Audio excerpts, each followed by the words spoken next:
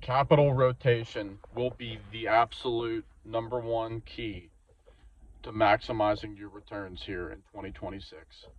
In this video, I'm going to go over what I plan on doing and where I'm looking to move my money when we finally do start to see significant returns in assets. If you're new here, please like, share, and subscribe. Comment down below. I love interacting with people. And if you're returning, thanks for watching and following along.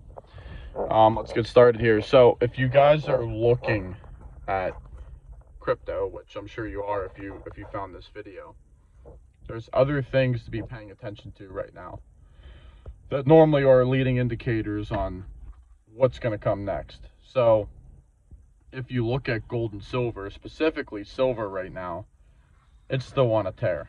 I mean, it's gone up 100% this calendar year, from 30 something up to $67. It's been going on a run because of all the uncertainty. Precious metals are typically a hedge against, political uncertainty, economic uncertainty, worldwide tension. Gold and silver typically perform better when riskier assets like crypto and your micro stocks don't perform well. So it's always a good hedge to have a small portion. By the way, this is not financial advice. This is all for educational purposes only. It's always good to have some of your capital in precious metals. Me personally, I started buying silver, I want to say 4 years ago at this point now, when it was 17, 18 bucks. I think it hit as low as maybe 16 something at one point. And now it's up to $67. Well, we still hold a good portion, but as it's gone up, we've taken little slivers off the top and reinvested it. So a good thing to look for, if you go back and look at the charts and the historical data, when gold and silver start to lead the race during uncertain times, you will see them pause or pull back when the other riskier assets like our altcoins start to pump. So it's always a good metric, or a good tactic to look at silver right now and gold and see, okay, is there more room for this to run, or is it pretty close to topping out? And what are the other factors at play? Quantitative easing versus tightening. The liquidity is there or not? Is there enough extra cash in people's pockets and floating around to pump these riskier assets?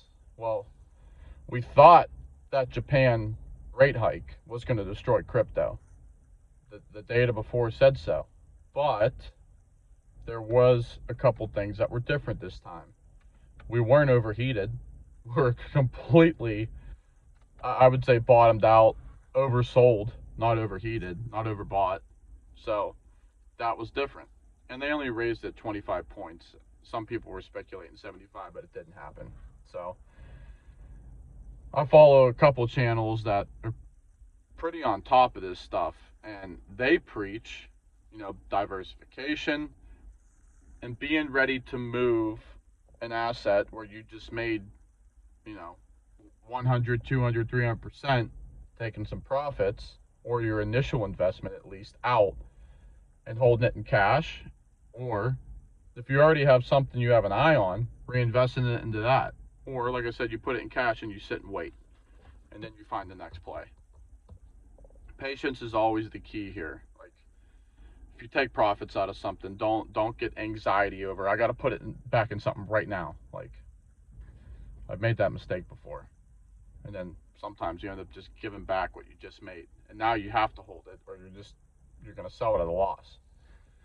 So with that being said, silver is up like basically 3x from where I bought it. Now, I have a price target from looking at the daily and the weekly chart on silver of anywhere between 70 to 75 bucks.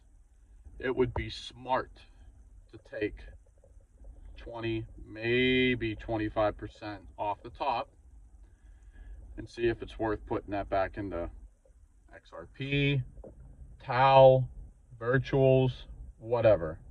Some crypto, SUI, anything that you would like to get your hands on, that you would like to have a position in because you have conviction and you think, okay, this is going to perform well. So capital rotation is going to be the key here. And it's not just moving from one asset to the other asset class.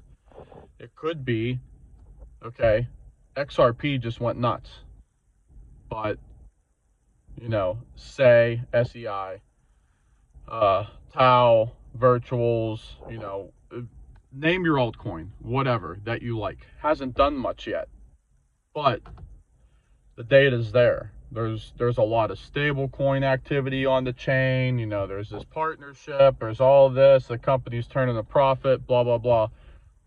But the price hasn't moved yet. Maybe I should take some of that profit I just made on XRP or Ethereum or whatever and move it over into this. And now you're talking about some serious returns. It's essentially like compounding interest, basically. It's just reinvesting what you already made and making another profit on top of that. It's the best traders in the world. That's how they do it. They just don't make as many moves as you think they do. They buy and hold on conviction. And when it really goes, they take some of it and they move it over into something else. I'll give him a shout out because I think he's great at this, is Economic Ninja. He'll tell you, oh, I just bought, Reactive, or I just bought DIA, or I just bought Definitive Edge, or Clanker. Okay. And then all of a sudden you'll see the thing run up 2-3x. And he's like, oh, I took my initial investment out. I 3x my money. I took my initial out. Now I'm still sitting with a large chunk and portion. And I'm going to take that money and I'm going to sit in cash, or I'm going to move it over into something else and then watch that go and wash, rinse, and repeat. This is how you grow your portfolio. But you don't want to be doing that guessing. You don't want to do something blindly and then all of a sudden just get smacked around. So that's what I'm here to do. I'm here to help. And like I said, I gave him a shout out. Follow that guy because that guy knows his stuff. Taught me a few things. He's smart. He's been around in crypto longer than I have, but yeah, the guy's got a good track record. He's got a huge following, and it's for a reason. He's intelligent. You don't ever want to be the smartest guy in the room, or whatever that saying is. You always want to be learning something. So just because I have a YouTube channel or whatever doesn't mean I ain't out there listening to other people trying to learn off them, or listening to an ebook on investing and charts and trading. You always got to try to be absorbing something, because when you stop trying to learn, it's when you get left behind.